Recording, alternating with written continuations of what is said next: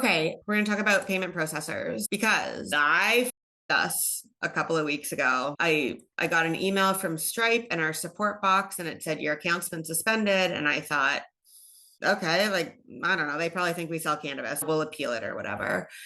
And I texted Corinne and she was like, oh my God, somebody made an invoice saying cannabis in there. And I was like, oh, that was me. Like, I had written an invoice to somebody and said, access to the certified cannabis educator and coach program. On our checkout page, we don't have any mention of cannabis and we never have. And I knew this, like, this isn't foreign to me that I shouldn't have done that, but I didn't think about it. I honestly didn't think about it.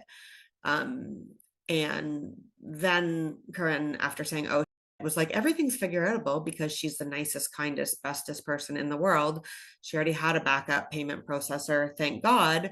But the truth is that this cost us money. After switching to a new payment processor, we reached out to the people who are on payment plans and said, hey, we're over here now. And some of them neglected to notice that we had emailed them and said that, right? So we're going to lose money on this. It's been a ton of work on my end, like stupid, boring, dumb work. And we don't sell cannabis. Do you know what I mean? Like, it's so irritating to me that all of this is happening because of that. However, like I said, for the third time, Corinne had a backup payment processor. So I'm going to let her talk about her journey with this because I'm just one step on her journey with this. So, yeah, it's important that we talk about it as you go into the wild, because I would say that this is the number one frustration in our cannabis adjacent world for educators, coaches, anyone who's not plant touching. And it wasn't always this way. And the reason that I set up my business the way that I did when I first started was because I was like, oh, we've got this special lane. I don't touch the plant, la-di-da, you can't catch me. I'm the gingerbread man. I'm like going to do this very specific thing that doesn't cross into that territory.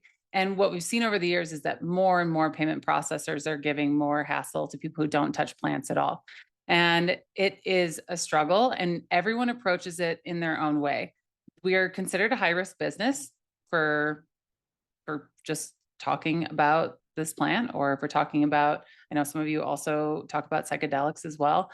And there are different levels to this, to navigating payment processor issues. And in the beginning, what a lot of people do is they do use PayPal and Stripe and these regular payment processors and really try to modify their language. And there's a benefit to that. They're very accessible. People trust them and they work, right? Until they don't. So I will say that when Andrea says, like, we've lost money from this payment processor, every time I've lost a payment processor, it costs money. That's a fact. But you can't operate without a payment processor. It's very difficult. You're going to limit yourself so incredibly. I know people who have tried throughout our program who are like, I'm just going to do bank transfer. I'm just going to like do it this way or do cash or whatever it is. And it really limits people's ability to pay you. So you don't want that either. I also know that folks that have, added Venmo or done things like that, again, until it doesn't work. And so it's totally possible to do those things. And I think in the beginning, it's fine. It's not that big of a deal that if your PayPal gets shut down, you go, okay, well, I'm going to send a Venmo request instead. Or I'm going to, switch over to a Stripe account. But ultimately, what Andrea said was true. Having a backup account was nice. The problem with these high-risk backup accounts is that they tend to cost more. So it is a real trade-off, and I wasn't going to use it until we had to. We've had several Stripe accounts shut us down. Stripe has become also more difficult for regular coaches. It's not just people in the cannabis industry. They've been shutting down a lot of health coaches and business coaches. It's been under a great deal of scrutiny lately. So again, you can use these regular payment processors, especially as you're starting out, and because they can all be backups for each other, if you know what I mean. I think, Andrea, you've had your PayPal account forever, correct? It's never had a problem. We know so many students that have never had a problem. And my email address has cannabis, and I write cannabis in all of my invoices. Yeah. She's not, no, and which is so funny because I was like, we were going to be like the most clean. We were never using that word. None of my stuff has that word in it. And I've had unlimited payment processors issues to go through. So it really does depend. Some of it depends on obviously flagging of keywords. Some of it depends on if somebody flags your account. If you have like, say you're selling some kind of digital product, an ebook or something like that, and they do a chargeback or whatever, and it can trigger it. So I do have one that I work with. If you need a backup, they're actually pretty quick, but I would wait. Like, it was not that big of a deal. Like, yes, it was a pain in the butt when we lost our payment processor. I'm glad that we had it, but I didn't have this years ago, right? And we would still figure out other solutions. I just don't think in the beginning that you need to really worry about getting a high risk payment processor unless you have like really big plans to sell a whole lot of courses or do a whole lot of volume. And that's how I would approach it. I would say, go ahead, use the things, be careful with your language. If they lock you out, switch to a new one. And then if it gets to the point where you're selling lots of digital products or are receiving larger sums of money, then I would get a backup payment processor because they're expensive. Like I said, they're kind of spendy. It's a monthly fee.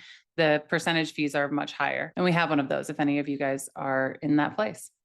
It's annoying. It really is annoying. I just want to address that it is annoying. It's annoying for all of us.